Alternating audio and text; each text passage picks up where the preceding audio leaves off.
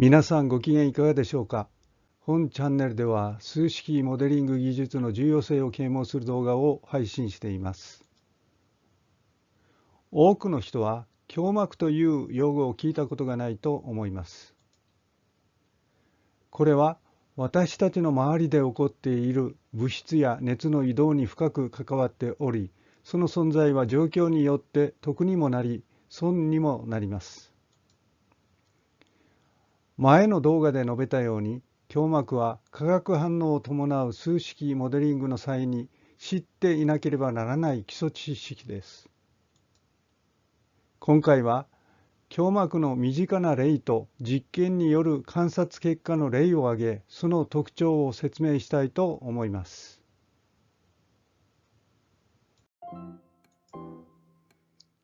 強膜は固体と液体、または気体、気体と液体、混ざらずに分離する2種類の液体の境界面を起点とし、その近傍の流動性を持つ側に形成される流体の動きがほとんどない薄い層、または膜を指します。強膜内では物質は拡散により、熱は伝導によりゆっくりと移動します。この図は固体と液体が接した境界面から固体物質が溶媒中に溶け込む際の濃度分布を表しています。液体本体では液がある程度混合されているため、固体物質の濃度はほぼ均一になっています。しかし、境界面近傍では溶媒がほとんど動かない液強膜が形成されています。溶解した物質は強膜内に生じた濃度差を推進力として拡散し、その外へ出ると液本体に取り込まれます。数式モデリングを行う場合、強膜内の濃度分布を直線で近似し、フィックの拡散則に基づき解析を行います。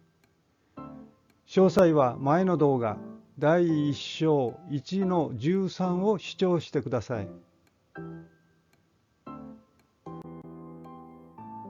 それでは私たちの身近に存在する強膜についてお話ししましょう。今、皆さんが40度 C 程度の気温の室内にいるとします。体温は通常37度 C 以下なので、これよりも高い気温の中で皆さんはとても暑いと感じるでしょう。また体温を下げるため発汗していることでしょう。そこで扇風機を回して体に風を当てたとします。これにより皆さんは涼しいと感じることでしょう。しかし不思議ですね。風の温度は皆さんの体温よりも高いのです。なぜ涼しく感じるのでしょうか。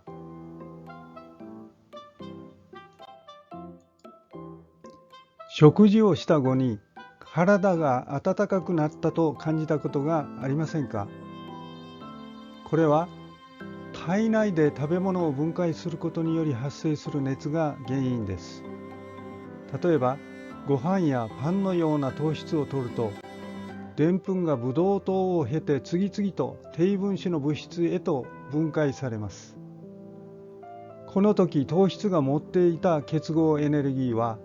ATP の合成に使われて一時的に蓄えられます。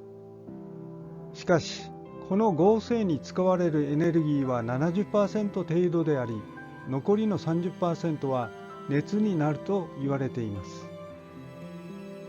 この熱は体内温度を適度に保ち、酵素反応などが起こりやすくします。しかしそれだけでは熱の量が多すぎて体温が上昇してしまいます。そこで余分の熱は血流に乗せて皮膚表面へ運ばれます。そして発汗することで体外へ放出されます。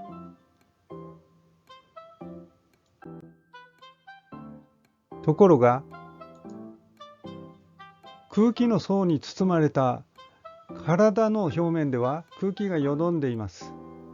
すなわち皆さんの体表面近くには空気の胸膜が形成されています。これにより体表面から出た熱の一部は胸膜内に蓄積されます。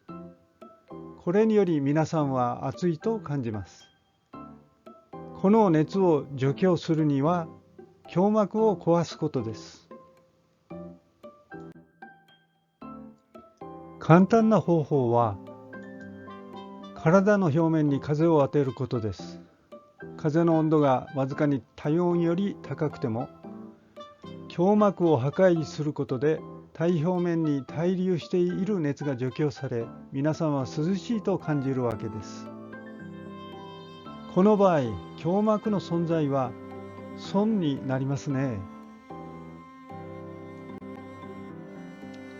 一方、気温が体温よりもかなり低いとき、例えば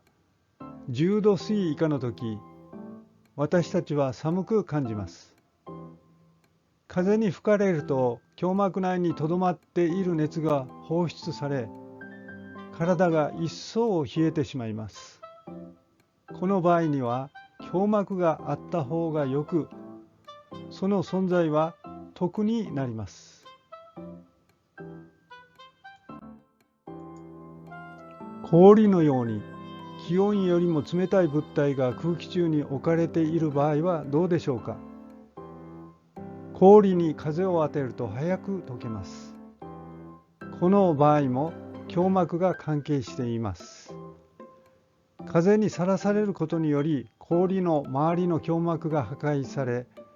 その中にとどまっていた水分が迅速に除かれます。また氷よりも高い温度の風、この場合は空気が氷に直接当たり、氷の表面温度が高くなることも氷表面からの水分蒸発を促進します。この場合、氷を溶かしたいとき、胸膜の存在は邪魔、すなわち損になります。一方、氷が溶けないようにしたいとき、胸膜の存在は得になります。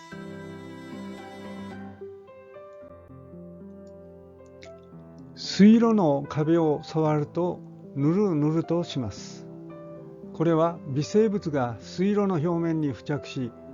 多糖類からなる微生物フィルムを形成しているからです。微生物は水中で浮遊するよりも固体に付着した方が高活性となるため、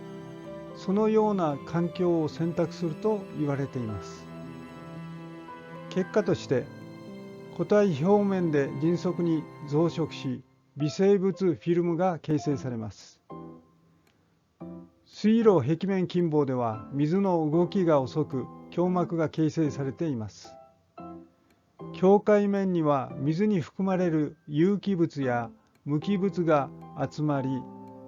また付着しやすく栄養源が豊富な環境が形成されます。これにより微生物の増殖が加速されます。形成された微生物フィルムは先端力の小さな胸膜に守られ、水路表面に安定に付着することができます。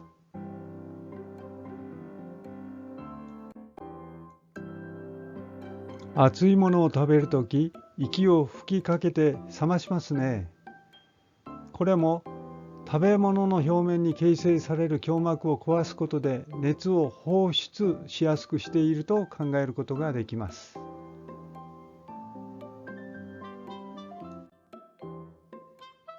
私の研究室で行った胸膜が関係する実験の話をしましょう。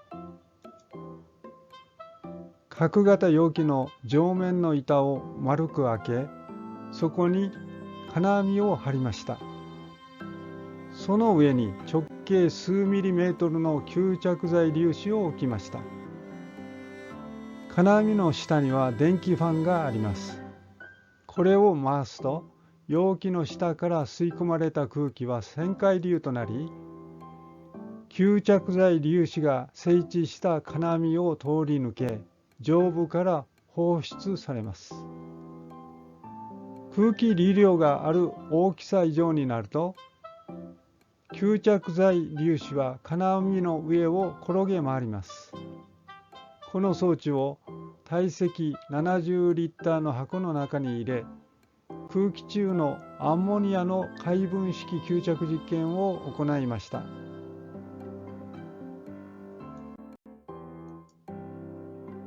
この図はアンモニアの吸着初速度と空気の循環流量の関係を示したものです。吸着速度は循環流量の増加とともに大きくなっています。この理由を簡単に言うと、流量の増加とともに空気が吸着剤粒子表面の胸膜を薄くし、アンモニアが粒子に吸着されやすくなったことによります。流量が365リッターパーミニッツ以上になると、粒子が転げ回るようになりました。この時の赤で示す吸着速度は、粒子の回転を抑えて実験を行った時の吸着速度よりも大きくなっています。これは粒子の回転で胸膜が一層破壊され、アンモニアが粒子と接触しやすくなったことによると考えることができます。これより吸着性能の高い装置を作るには、胸膜を除去してやれば良いことがわかります。次の例は、光触媒を使った空気中のホルムアルデヒドの分解の話です。円管の内壁には酸化チタンがコーティングされています。またその中央にはブラックライトが設置されています。紫外線を照射すると、酸化チタンが冷気されて有機物の光触媒分解が起こります。反応管の上部に電気ファンがあり、これを回すと管の下から空気が吸い込まれます。そして管を通過する際に、酸化チタン表面でホルムアルデヒドの一部が分解されます。この分解装置を1立方メーターの容器に入れ、1ppm のホルムアルデヒドの分解実験を行い、その性能を調べました。実験結果を示します。この図はホルムアルデヒドの分解初速度と管内の空気流速の関係を示したものです。空気流速の増加とともに分解初速度は大きく増加しています。結局、流速が10メーターパーセック以上となったとき、初速度はほぼ一定となりました。これは円管内の壁面近傍に形成されている胸膜の厚みが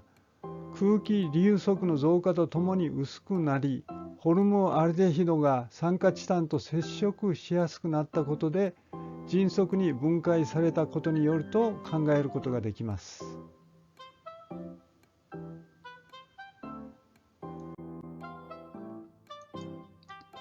化学工学分野では、物質が気層中を拡散する場合、特定の環境下ではその拡散抵抗を無視することができるという常識があります。例えば、多構成触媒によりガス状物質を処理する場合、それが触媒近傍の胸膜内を拡散する速度は、触媒の細胞内を拡散する速度に比べて十分に大きいため、胸膜内の拡散抵抗を無視して解析を行います。しかし、空気に含まれる揮発性有機化合物を処理した私の実験では、この考え方が正しくないことが分かりました。これは環境中では化学物質の濃度が 1ppm よりも低いため、拡散速度が異常に遅くなり、帰巣中といえども胸膜内での拡散抵抗を無視できなくなるからです。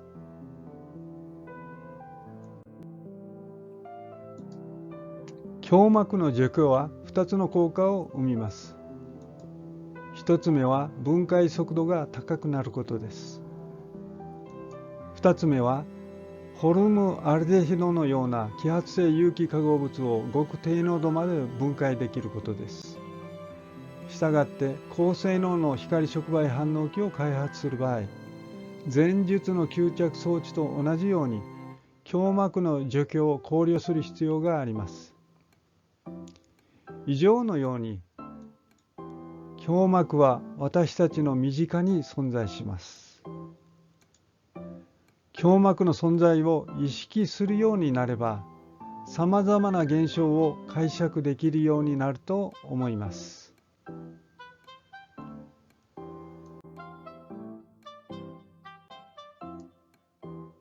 本日のお話はこれで終わりです。それでは次回の動画でお会いしましょう。ごきげんよう。